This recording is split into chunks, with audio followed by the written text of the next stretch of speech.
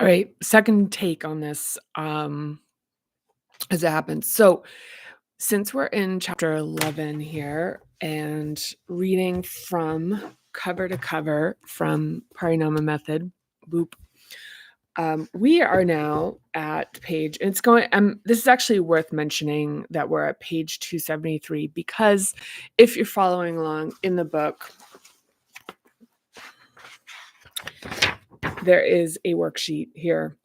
Now I'm going to talk through it here, but this is actually like very administerable, but this video should help with rounding it out even a little bit more, because I have found that when I read it, as I've read it in some of the, like in the Parinama for Beginners class, it's like I can see sort of how it's supported by a little bit more context. So I'm going to do both the classic diagnostic, and I'm also going to do the body-mind diagnostic. And I thought about this before logging on for this, because I was like, well, it's kind of two separate things, but they live together for the very simple point that they're really simple ways to apply Parinama method for very practical untangling in a moment in everyday life. And actually, as a throwback to yesterday when I did the body mind tune in, reading through it took I think somewhere between 5 and 7 minutes. I forget what. And the thing and I was like, oh, this feels really good. I really like the feeling of it. So I was practicing it throughout the day, like in public around, so it's just like the thing of like, okay, how do you do this again? Like, cause, in all sorts of different settings, when you're with people, how do you do it without it being like hugely noticeable? And just even like, how do you do it if you're just kind of like walking around in the check-ins and the stuff where it's like maybe not necessarily doing the physical part of it and kind of just tuning into the like thinking through the a mental component of it. But anyway, it really does take a minute or less, but without actually if you just do the actions of it. So just a note on that, because yesterday I was like, yeah, this takes a while. And it doesn't take a while. Just talking it through takes a while. So in classic diagnostic and both of these, the body mind diagnostic, are really genesis of TPM stuff, content. And so these were tools that I kind of stumbled into and developed for my own use to great success. And I found that, so the classic diagnostic is for acute situations when it's like, what do I do?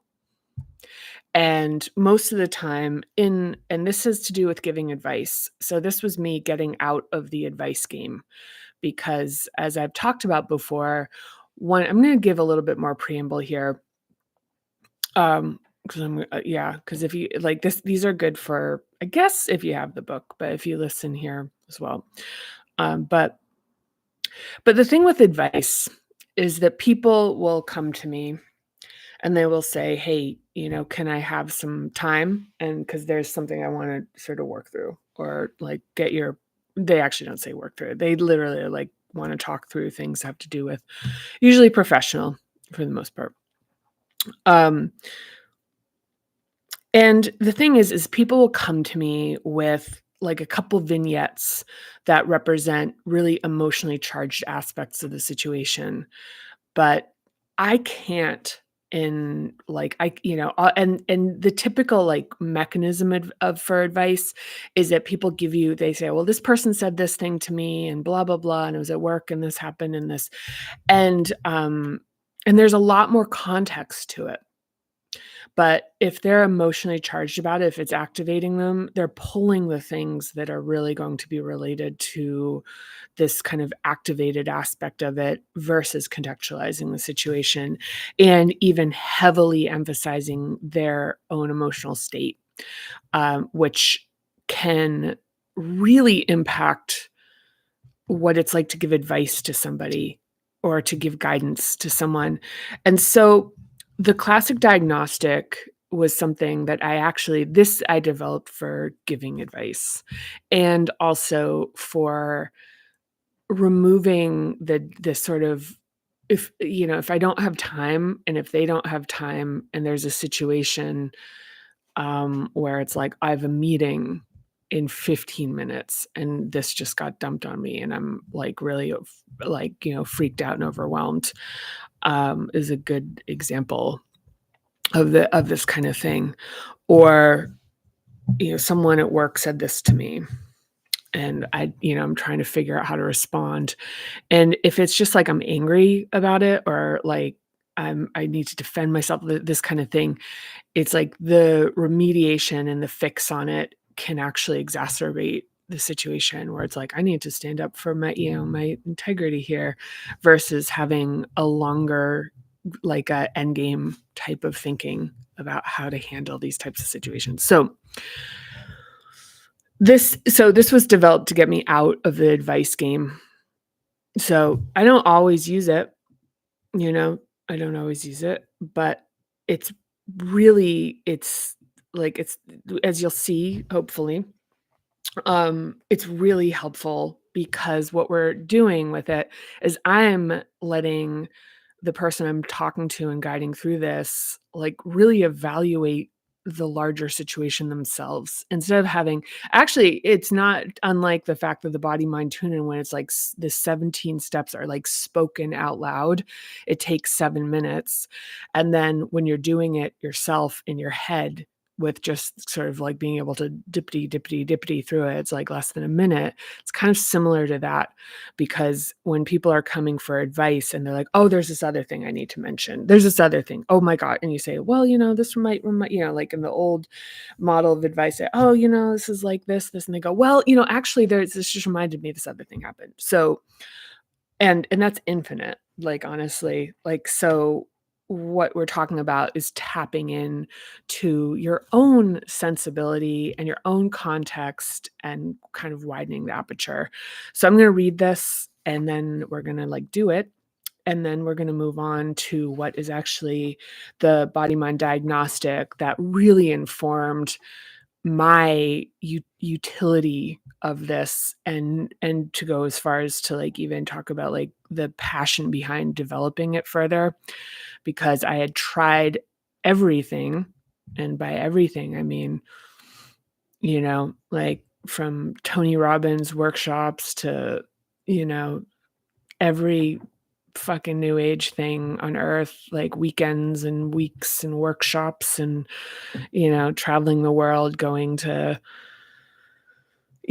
centers and teachers and stuff. Like I'd done everything. And the thing is like the simplicity of this as a tribute. I attribute it to Anna Dea Judith, as far as like bringing a real practicality. Like, so what she brought was this kind of practicality and physicality to the like chakra centers, and that I was like in a different association with what those centers meant relative to what I'd been taught with like the canon or sort of Western canon New Age spirituality. So when I was using this in this very practical way, it was like, wait, okay, I can actually navigate things a lot faster. So this is just to get out of the fog of overwhelm and being emotionally flooded when there just really isn't time. So these are time sensitive. If it was like, I can just stay forever in contemplation, then you don't need these. But if you're living a regular life and stuff is flying your way and you are trying to manage like high stakes situations, like difficult situations of all kind, these are for you. Like this is what these were made out of the like out of the sort of reality of just like practical life. So let's get into it. So the classic diagnostic, again, if you're following along in the book, this is page 273. Um, so you can use awareness of your hubs to get to the bottom of how you feel and quickly prioritize how to handle a situation.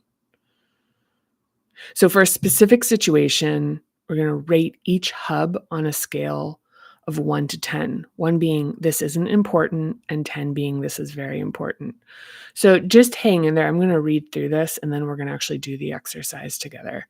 So don't overthink this. The first answer is best, but once you've rated all 7 hubs, look to see if anything needs a tweak. And this goes back to the worksheet that we looked at that we're going to use.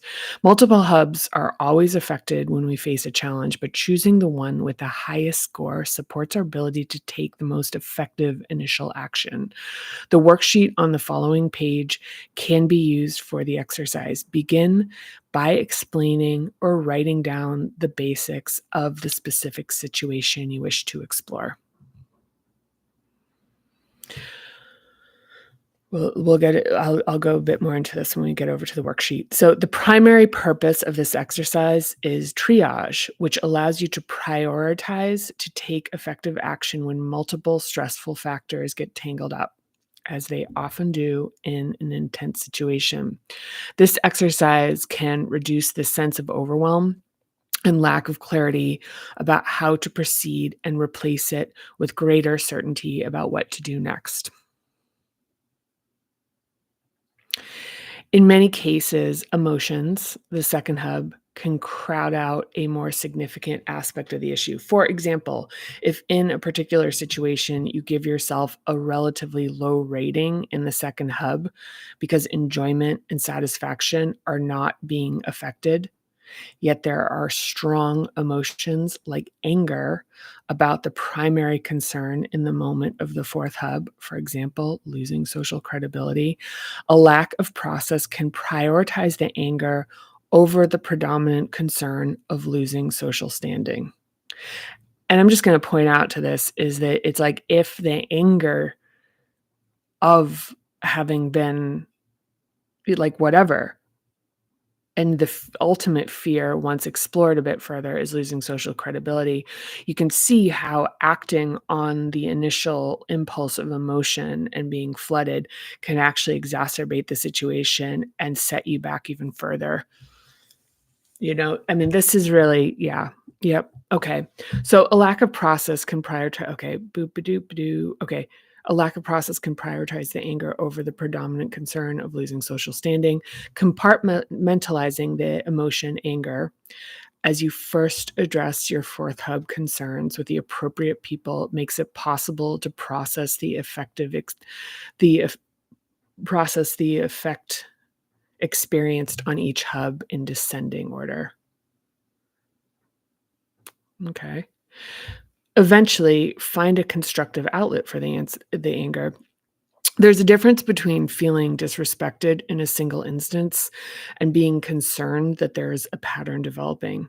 A single instance can be activating, but if it's an isolated incident, acting on it will probably compound the greater concern of having social credibility threatened. One of the things that's like coming up here is that having gone through part 2, where it's really in this kind of more what I'd call philosophical as far as it being reflective of each hub, like the examination of it, the expansion of it. It really is like like reading this, one of the things that comes through for me is the practicality of it, of how applying this to the real world.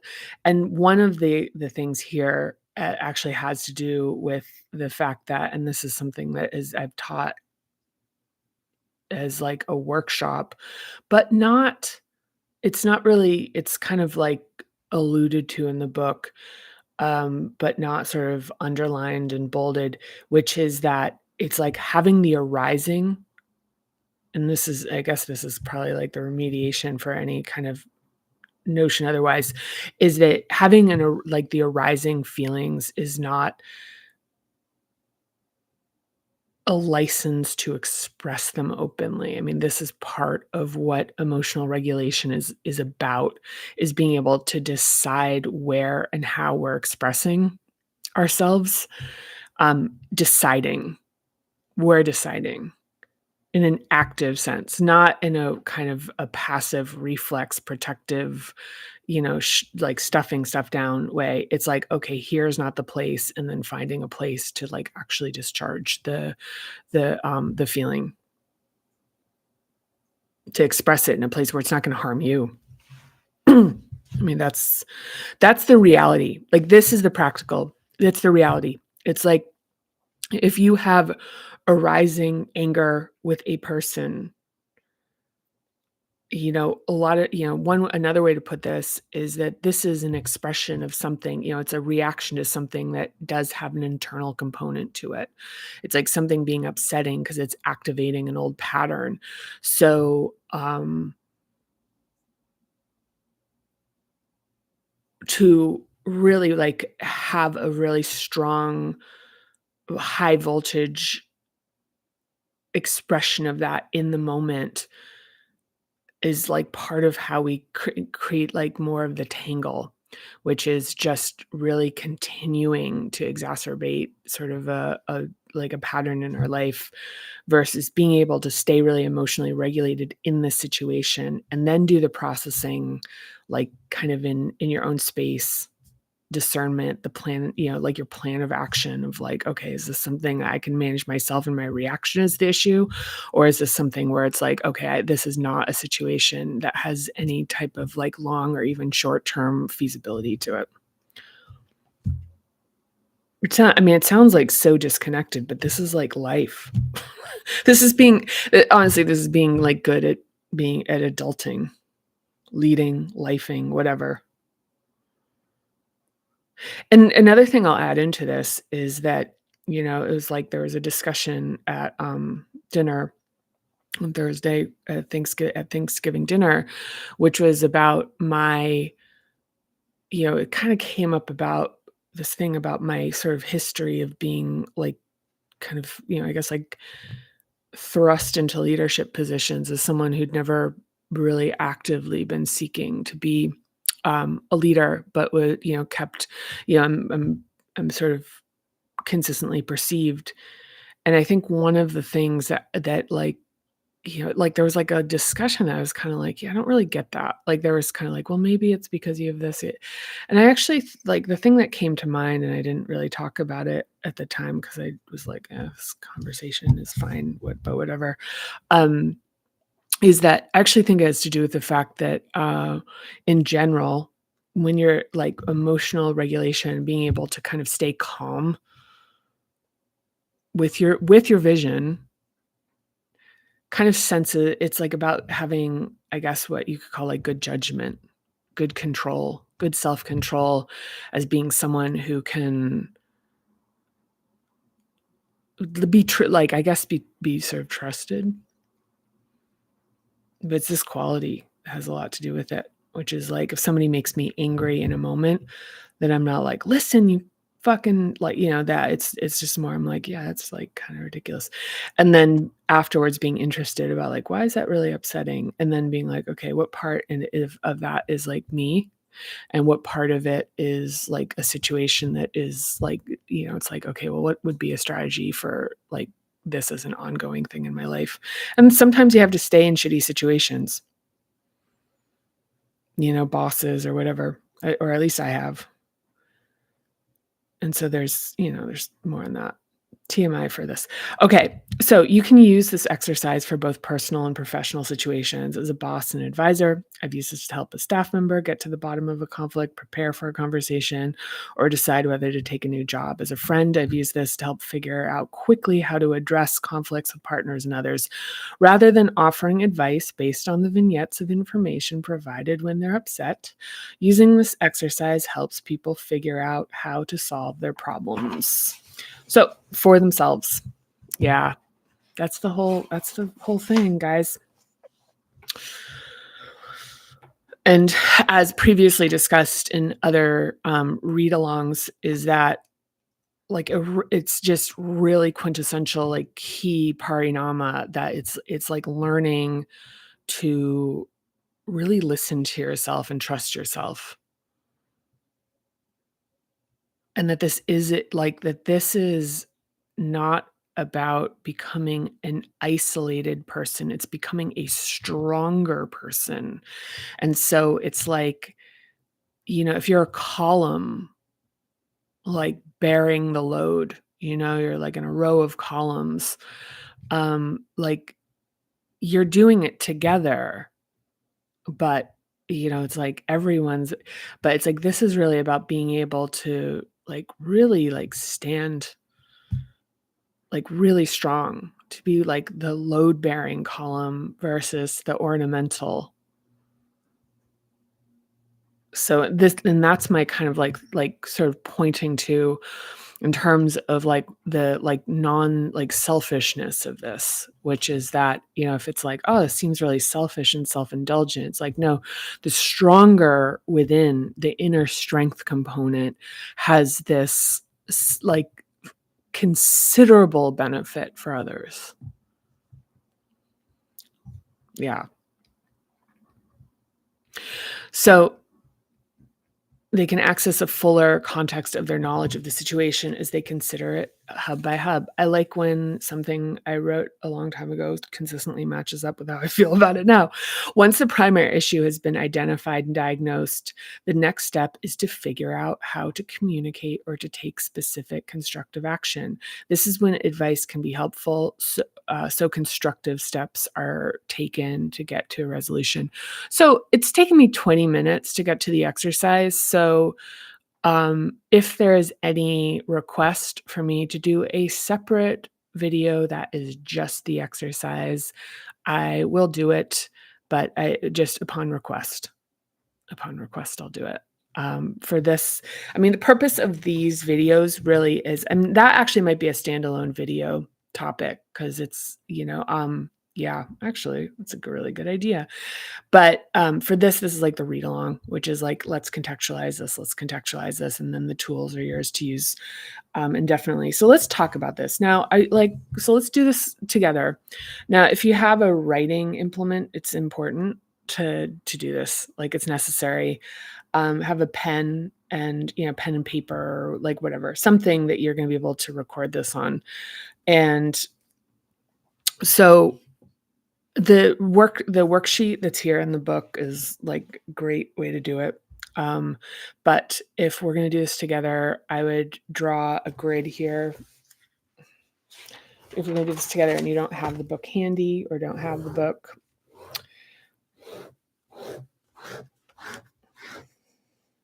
I'm gonna show you. It's like so just do this and put up here, hub. And then I'm doing this by the seat of my pants here. And then score. It's probably not the rating. Rating's better.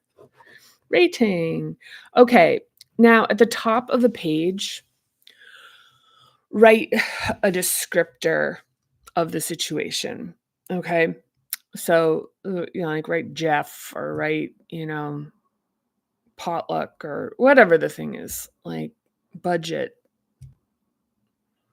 Something where you're like, this defines it. And I want you to think a little bit about it. And like, one way is to find, like, what is the thing right now that is, like, the most active for you? The thing that has the most intrusive thoughts, like the thing you think about the most in a way that, like, doesn't feel good. It's probably a good way to put it. Where it's like, "Oh god, I'm thinking about this again." This is, like, totally. And a good way to kind of contextualize this too is that this is a way where it's like anything that you have in your life that is, like, detracting from your ability to be, like, relatively copacetic and, like, create good energy. If you're really distracted when you're with people, distracted when you're with yourself, can't stop talking about something, could be a breakup, could be a situation at work, could be a fight with a friend, could be a fight with a partner. But just pick something and spend a little time just not just thinking about the situation. Just tune into it a little bit. And we're going to go hub by hub and we're going to evaluate the situation. And once again, we're doing a rating on a scale of 1 to 10. 1 is like, this doesn't matter at all. And 10 is like, this is on fire. Like, I am absolutely like so activated by this. This hurts me deeply. And since we're not doing this, like, since I'm doing this to Into the Void right now, nobody's watching this. I will say that this does benefit from being done like in person.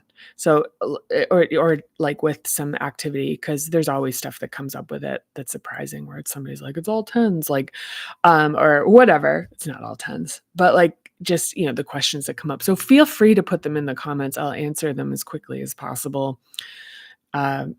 Whatever that means, for for as long as these exist on the internet. I don't know. It's like, okay, but like let's get into it. So here we are, and you have your situation in mind. And the first thing I want you to consider about the situation is my physical safety being threatened? Does this situation make me feel afraid that I can't pay my bills or take care of my body and or put my physical or put my physical health and safety at risk? So how this can apply to, a job is that it's like I'm scared I won't be able to pay my bills. How this can apply to a situation is like, do I feel like this person like wants to hurt me? And whether they're actually actively harming me or I can feel it feels imminent, like there's intensity. Friend that wants to like do me harm. And another thing is to even just be like, is not whether it's real or not, is like, is this a feeling that you're having? So this doesn't just mean that something the person's doing, is like, is this situation activating your fear and even potentially creating irrational thoughts that this person would do things that would interfere with your physical safety, that would interfere with your home. It's like, oh, they're going to write a letter to my landlord. They're going to write a letter to my boss. They're going to try to dox me. They're going to try like just pay attention to anything about this as far as it being a first hub thing about your physical safety and the safety of your home. And give yourself, say, like, and just assess that. Say, does this, like, as far as the situation is concerned, on a scale of 1 to 10, where does that find me? Second hub. The first thing we're going to do is we're going to name the predominant emotion that is coming out of this, and we're going to separate it. So we're actually going to be separating this out of the exercise. So am I angry? Am I hurt? Am I overwhelmed? Am I panicked? Am I sad? Look, this is very likely going to be, like negative emotions, let's face it. And if you need some like support here with, let me find the page this is on. If you need some support with like naming, finding some words, on page 112, you have the emotion wheel color coded. And that can also help with this in a way, is find the feeling.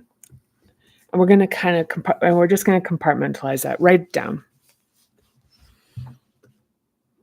I'm angry, I'm hurt, I'm freaked out, like whatever. What is the feeling? Just name it and write it down. Maybe there's a couple of words for it. We're going to put it aside. We say this is a reaction to the situation. We're assessing the situation and we're taking the feeling and we're going to deal with that separately. So 2, second hub. So now we're going to rate the second hub, taking the emotion aside, and we'll say, is my ability to find enjoyment and satisfaction being affected? So Is it not fun in any way?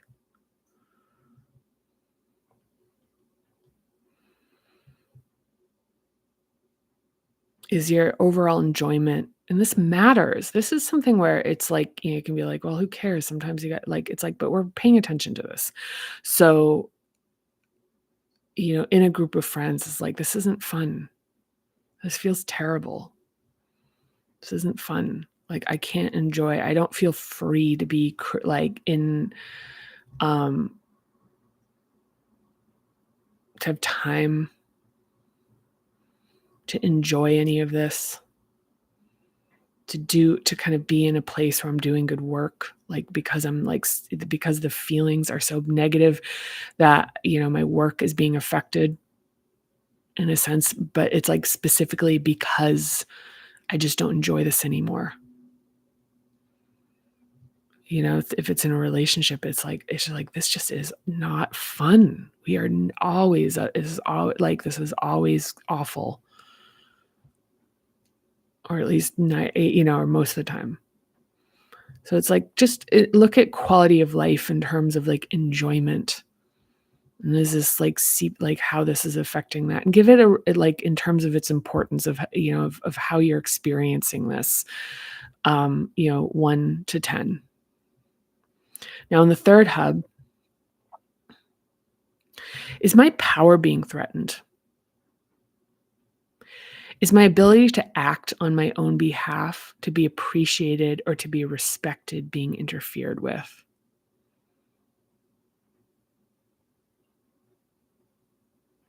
So it's like, am I being undermined?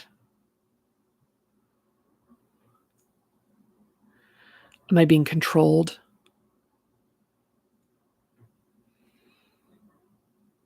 Am I being disrespected? Is it in a way that's making other people take it as a prompt that it's okay to do it, so it's exacerbating? Rate that scale of 1 to 10. This particular, as it relates to this particular situation. Fourth hub, are my relationships and or social credibility being threatened? So does this make me look bad to people? It doesn't matter if it is or it isn't. It's like how it feels to you. Like, what is the activating point of this? It's like, you're not looking for making the case that it is or it isn't yet. We're really isolating the things, like, what part of this is the part that's really, like, we're triaging it so that we're going to be able to look at it in a moment and really make some assessments really quickly about it. And specifically, how we're going to talk about it and move forward with it. But the most important thing is like identifying what hub the activation is taking place in, so we can take very specific action as it relates to the particular, like, facet of this. So it's like, is this making me look bad? Does it make me seem less credible? Is it impacting how people see me? Is it impacting how, like, my belonging in a group, my connections, are my connections being affected? Give yourself a 1 to 10 on that, the feeling of it, the importance of that, how much you feel that as it relates to the situation. So fifth, is my ability to express myself with integrity being interfered with? Is the truth being kept from me? So are you being lied to? Is my ability to express myself with integrity being interfered with? So am I not being able to, feeling safe enough to, like, speak what I think is true and it's important? Am I being gagged? This can be related to the other hubs as well, but is the truth being kept from me? Am I being lied to? Is that it's like I'm catching that? So 1 to 10, how that feels, like the intensity of that, of the importance to you in this as it relates to the situation. 6 hub, are my perspective and insight being respected and validated? Are things being hidden from me?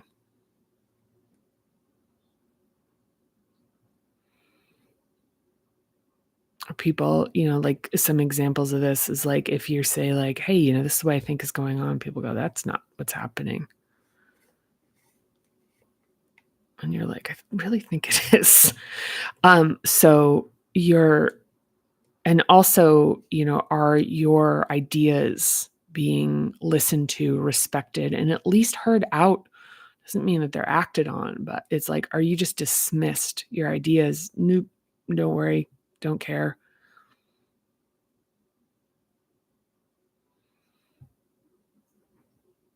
Or being stolen even. Are your ideas being stolen? Are you giving ideas and people go, yeah, no, no, no, you're not right. And then, moments later, somebody else is like, I have this great idea. And everyone goes, wow. Are things being hidden from you?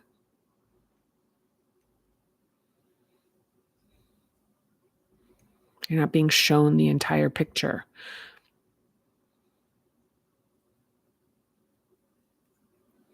Give that a 1 to 10. And then seventh hub, am I being censored, or is the information I'm receiving being censored as it relates to the situation?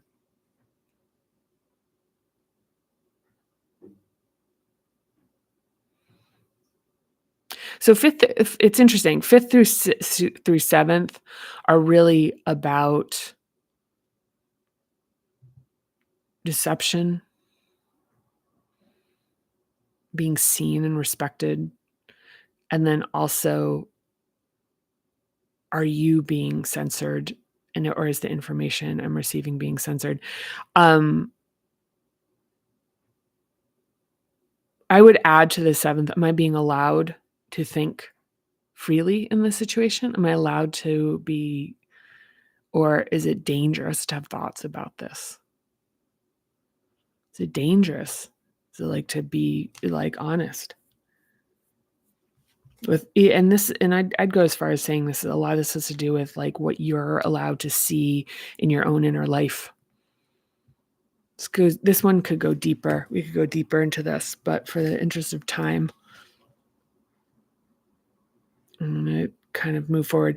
So give yourself a 1 through 7 on this. So how this works is go over, and this is expressed um in the text ahead of this, is go through these numbers, go look through your column, your ratings column, and just now that you've gone through all of the hubs, just kind of notice, it's like, or do any of these need to be adjusted? And this goes faster, by the way, when you're doing it like without me talking through it. Um,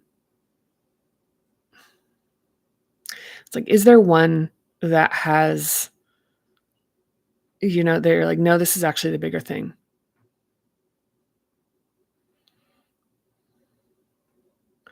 So here is where this works really well as a conversation, as a specific tool for like advice giving, is to look at the situation and say, you know what?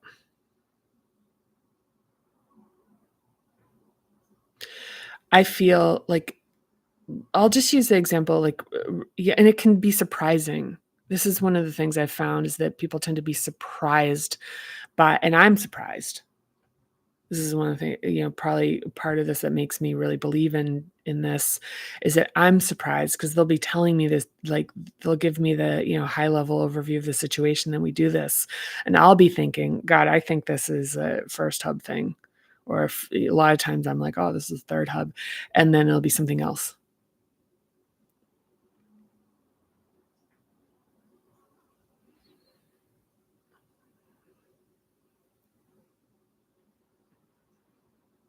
Now, because we can't talk through specific examples and like the next steps here as they relate to an example, and this would be really helpful to be doing this with somebody as a group exercise and have somebody volunteer.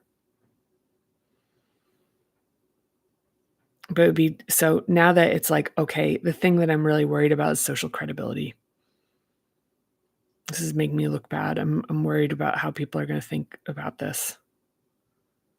one example is someone, that comes to mind for me a lot is that I had someone who had their budget slashed for their department, and this was their concern, is that this is gonna affect my credibility in the company. And so, in this particular case, it was like, okay, well, like, here your emotion on this is anger, which makes a lot of sense. Um,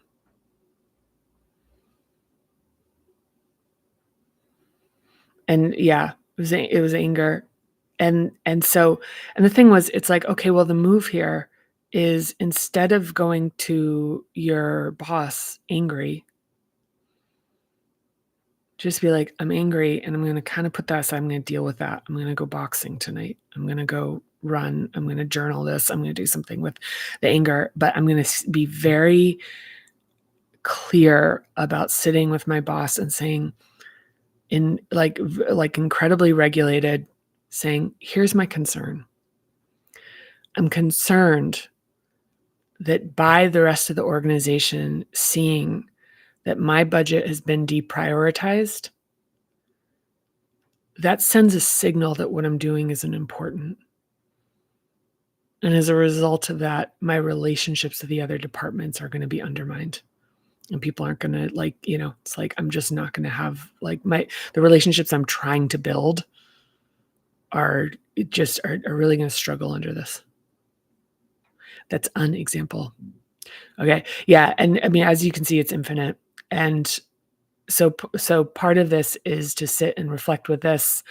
And obviously this is something where it's like, I guess, as far as like advice giving is concerned, there is a place for it where like advice shows up in this, which is like giving some guidance about how to handle the situation as it is seen by you. Do this with somebody else.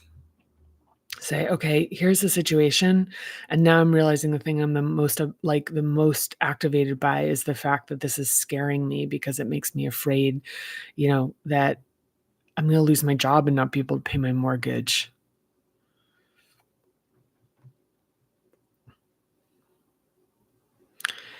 And that's like a new positioning that's a lot more clear than continuing and to say like, okay, that's what I need to deal with because that's activating me. That's the source of activation. The person at my job who is, my boss who's really difficult, or the coworker that's coming for me, it's like for me to think like, okay, I need to really lock this thing down because I can't actually like handle the situation without actually making it worse if I'm feeling activated by the fear of physical danger.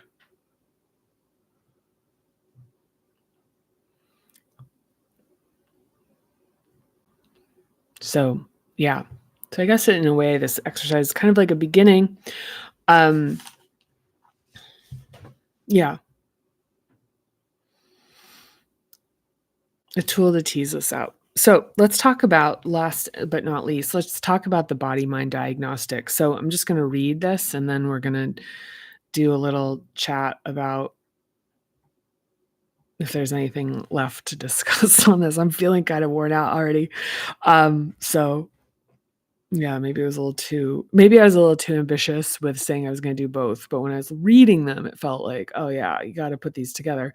So let's do it. So sometimes it can be challenging to identify exactly how we feel about something or to figure out the cause of a change in mood. As we run from meeting to meeting, juggling commitments and responsibilities, we may suddenly notice ourselves feeling tense, frustrated, or being in a foul mood. Of course, we may attribute this to the catch-all of a stressful day, but by using our body, we can track the source of the feeling and identify specific issues through sensation. The benefit of addressing the source of what you attend to is that you attend to it directly, and so avoiding misattributing it to general stress as just part of everyday aggressions or misdirecting it at a random person who crosses your path when you're about to burst. I read that weird, but I think we'll just keep going. There can be multiple contributing factors, but you can only address them one at a time. Start with the most pressing one.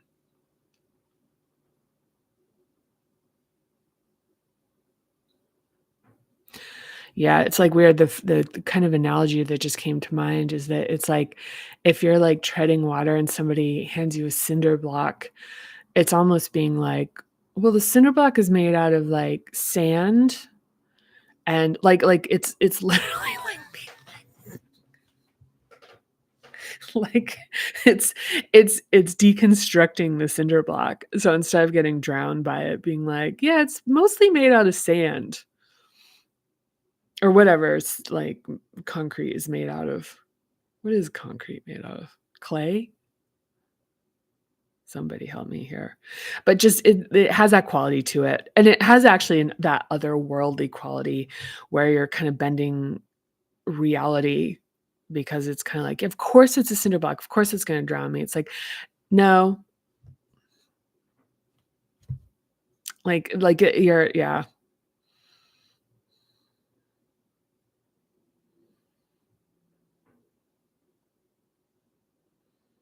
Or just letting go of it, which sometimes isn't exactly it either because it's like, and then, you let go of it and then like, oh, you're fine. Like, here's another one. So it's better to be like, to be able to like deconstruct the phenomenon, to be like, yeah, this is actually kind of like, or it's like, if I'm swimming here, somebody throws a cinder block at me, I'm going to go swim somewhere else.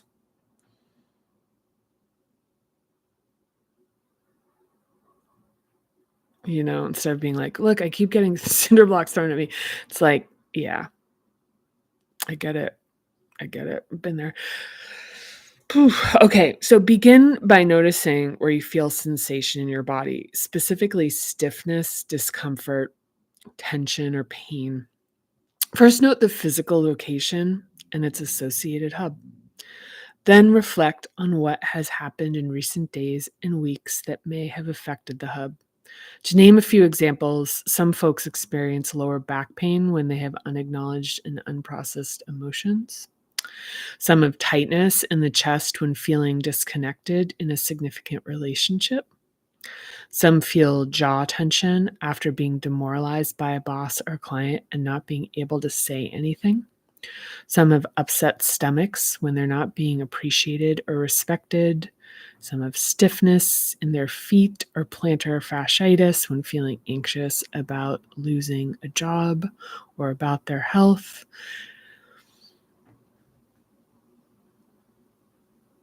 And it's not to say, look, here's the thing. And like, this isn't a judgment. I see when I'm reading this, I see where it can be like, oh, this is a thing because it's like I'm not thinking the right way or whatever. It's like I really want to kind of be like, look, it might be this. Like this is an exploration.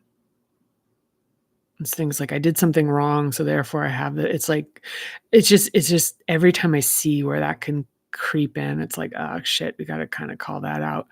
It's more like an exploration, which is like one of the things that, and it used to surprise me. So it doesn't surprise me any, like maybe like anymore, I guess I'd say, but whatever. Is that it would surprise me because I would be like, yeah, I think I know what upset me, or I know what's kind of driving me, like that sort of I'm fixating on. And then I'd kind of start working into my practice, and we'll talk through the morning sequence next, is that in the practice, I'd start to find that I was like, oh, it's something else. So I'd find it in my body. I'd find the location and I'd start working with it and seeing what was arising. And I'd be like, okay. And this is part of the thing that it's like the body keeps the score kind of stuff, where it's like in the tangle, which is that we have these reflexes that are formed, through by and large by early events and experiences. Then we create rationalizations which form our notion of what reality is. And it's like as much as it's like you're looking at the reflexes to be like, "Okay, can we soften and dissolve these?" We don't wanna we're not trying to completely lose them because they have this divining rod component to it. It's like there's just the there's a quality of if we can, like, look at them and start and, like, see the sensation and the feeling, they can start to actually communicate with us with what's happening that with if we kind of if anything, it's like dissolving and softening the belief systems around it and seeing being like, "Oh, this is actually something that upsets me more than I want it to, more than I believe it should."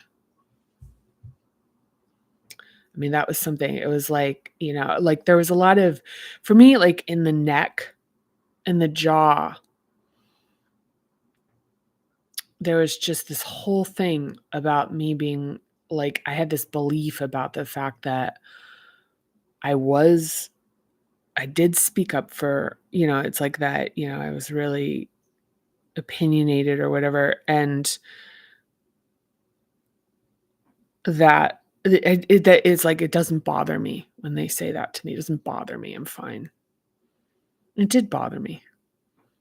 It just bothered me at a like unconscious, subconscious level. I'd rationalize myself that I was like strong and it didn't bother me. So the thing was my body kept the score and was like, that bothers me. And there was something I'd wanted to say. And it'd be like trapped in my throat. In the beginning of my I write a little bit about this in my own paranormal practice, like, and it surprised me. I thought I was like, "Oh, I'm like great at speaking my truth." No. Um, like it, and that it continues to unveil itself in my own process, but it's my little alarm going off. It'll stop. Um, I accidentally programmed my humidifier to just have an alarm that goes off at 11 or whatever it believes is 11. Um, but that was the thing where it's like my body was telling me, like it would speak to me, like even the things about feeling, like how much lower back pain I used to have.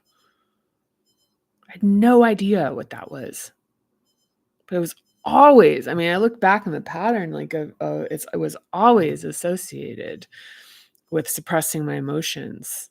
And that goes back to it's like how the second hub and the third and the fifth hub, like, so it's like the neck and the jaw and the lower back really are like, and the feeling and expression are so related, is that it would just be like I'm grinding my teeth into nubs and my lower back hurts. And I'm working with a bunch of people that even though I'm, a star, are really activated and triggered by that. So they like keep trying to like sort of undermine me for anything that they can get their hooks into, right? And it's like it doesn't bother me. I know I'm good. It's like I certainly didn't at the time. Certainly did not. And so that's part of the thing with this is that it's like, is it it's like like trying to solve things with it's like the Albert Einstein quote, which is like solving a problem with the mentality that got you into it kind of thing. Is that the body is like like our the sensation in our body is this like really extraordinary loving guidepost. It's com- uh, more or plural, guiding us to find our way back to this state that is like it's so familiar once you get back to it.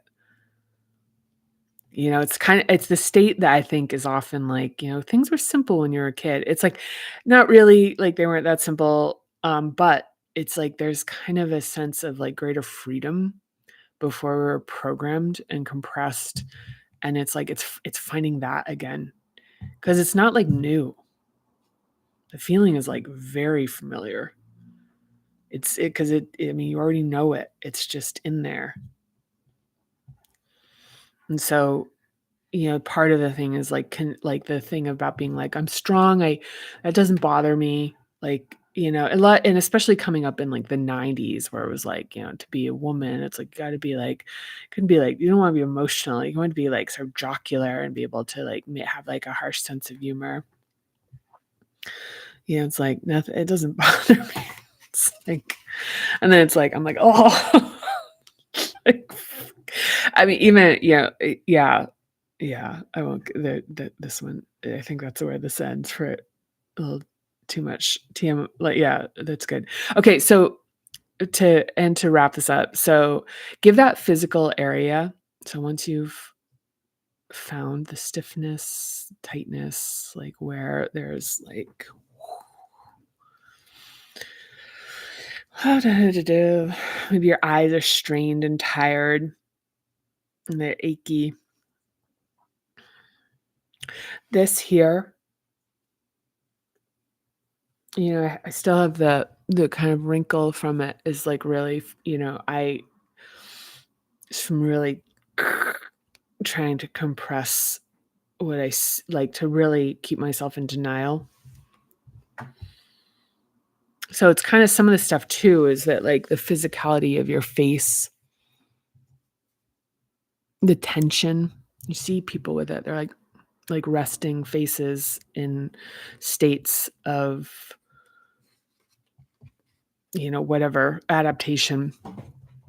It's like there's I try not to talk about this with people because it's like I don't it's like, but maybe if it's what gets people's attention is that it's like there's like a physical quality that the release of adaptations creates that's really magnetic, where this is in essence like really like it presents a recipe for charisma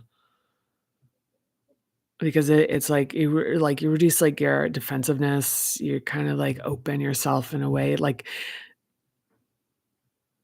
you're not, yeah, more on that some other time perhaps. Look at my hair. Or don't look at it, whatever.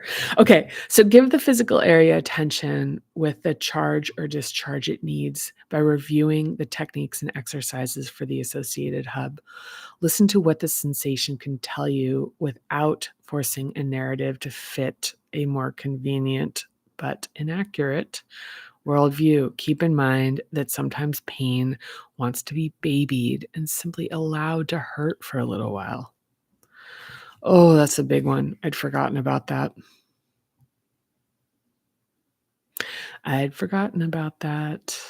Shoot, it's very true.